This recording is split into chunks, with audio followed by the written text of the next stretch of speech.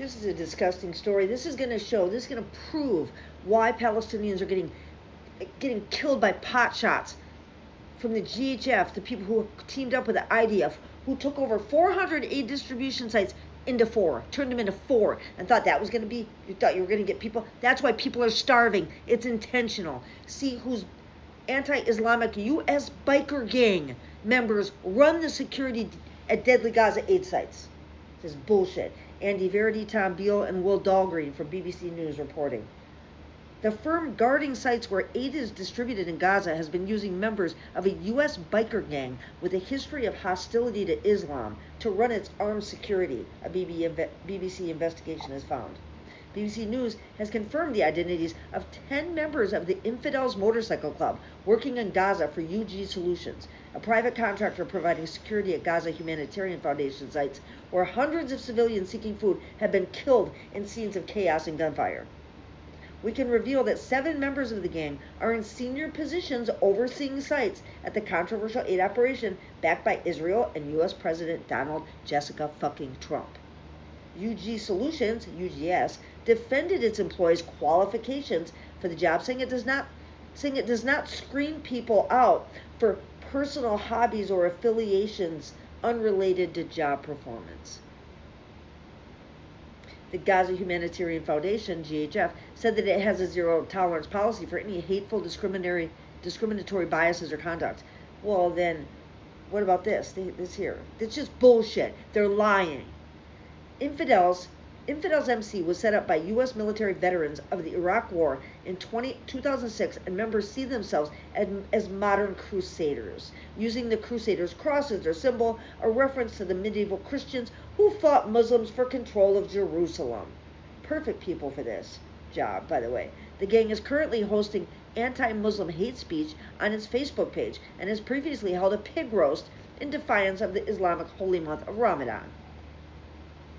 Putting the Infidels Biker Club in charge of delivering humanitarian aid in Gaza is like putting the KKK in charge of delivering humanitarian aid in Sudan.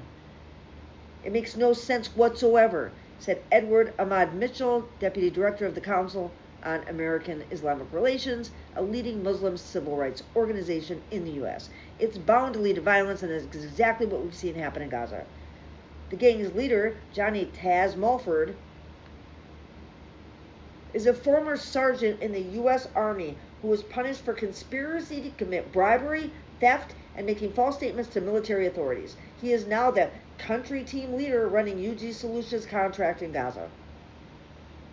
We emailed Infidels MC for comment. In response, Mr. Mulford instructed fellow leaders of the biker gang not to reply, but included the BBC when he clicked reply all, inadvertently disclosing email addresses and names of fellow Infidels MC members, some of whom were working in Gaza. God, I'm so glad these people are so fucking smart. Gotta watch that reply all. By matching up names with public information about Infidels MC's leadership, the evidence from the UG Solution insiders who work with them, we have identified 10 members of the Infidels MC who Mr. Mulford recruited to work with him in Gaza. In addition to Mr. Mulford, we have identified 3 leading members of Infidels MC who also have senior roles at UGS's Gaza operation. Larry J. Rod Jarrett, who has been publicly named as the Infidels MC's vice president and is in charge of logistics. The gang's national treasurer, Bill St. Sieb, who leads the security team for one of GHF's 4 safe distribution sites, save my ass. One of the gang's founding members, Richard A. Tracker Lofton, a team leader at another distribution site. You notice like the MAGA hats and the 1095. Confidential documents, open source information, and former UGS's contractors have enabled us to confirm the identities of a further 6 Infidels bikers hired to work in Gaza. 3 of them are leaders or deputy leaders of the firm's armed security teams. Mr. Jarrett, Mr. Saib, and Mr. Lofton did not respond to requests for comment. UGS told the BBC it conducts comprehensive background checks and only deploys vetted individuals. However, news reports indicate Mr. Jarrett was arrested 2 years ago in the U.S. for drunk driving and has a previous charge of driving under the influence from about a decade earlier. It's not known whether either case resulted in a conviction. The founder and chief executive of UG Solutions, James Gavani, was arrested earlier this year in North Carolina for his alleged involvement in a hit-and-run accident and for fleeing from police to evade arrest. I'm peeing. That wasn't him, but I just thought of that. According to court documents, Mr. Govani, who is based in the U.S. and is not a member of the Infidels MC, declined to comment. Until now, Mr. Mulford was the only UG Solutions contractor to have been identified as a member of the Infidels. The BBC's investigation reveals how widespread his hiring of members of the biker gang has been, notably to better paid jobs leading the UGS armed security teams. Social media posts show that in May, just 2 weeks before traveling to Gaza, Mr. Mulford sought to recruit U.S. military vets who follow him on Facebook, inviting anyone who can still shoot, move, and communicate to apply. I have that post. In total, at least 40 of about the 320 people hired to work for UG Solutions in Gaza were recruited from Infidels MC, the anti-Muslim biker group, according to an estimate by a former contractor. UG Solutions is paying each contractor $980 per day, including expenses, rising to $1,580 per day for team leaders at GEF's safe distribution sites, documents seen by the BBC show. One leader of a team in Gaza overseeing site security, Josh Miller, posted a photo of a group of contractors in Gaza with a banner reading, "Make Gaza Great Again." The banner advertises the logo of a company he owns, which sells t-shirts and other clothing, including one which has the slogan, "Embrace Violence," and another which says, "Surf all day, rockets all night, Gaza Summer 25. His company also posted a video online showing scenes of gun violence and advocating the shooting of criminals, with the caption, "Remember, always shoot until they're no longer a threat." Mr. Miller has the word Crusader tattooed across his fingers and 1095 on his thumbs. This year, when the leaders of the Catholic Church, Pope Urban II, launched the First Crusade, attacking Muslims as a vile race, Mr. Miller did not respond to requests for comment. A post on the Infidels MC Facebook selling 1095 hats says it signifies the start of the Crusades, a military campaign by Western European forces to recapture Jerusalem and the Holy Land from Muslim control.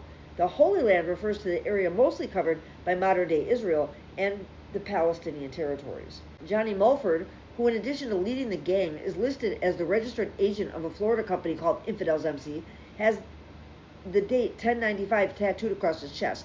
He has a Crusader cross tattooed on his right forearm and another on his left upper arm, along with the word infidels. When you see anti-Muslim bigots today celebrating 1095, celebrating the Crusades, they are celebrating the wholesale massacre of Muslims, the erasure of Muslims and Jews from the holy city of Jerusalem, said Mr. Mitchell from the U.S. Muslim Civil Service Rights Organization. He said the gang has hallmarks of anti-Muslim hate groups, which for decades have used the name infidels.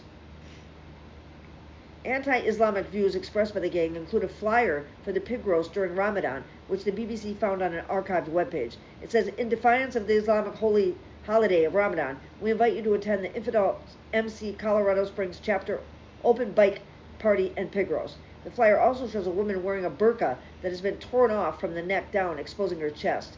The Infidels MC Facebook page has hosted clearly Islamophobic discussions.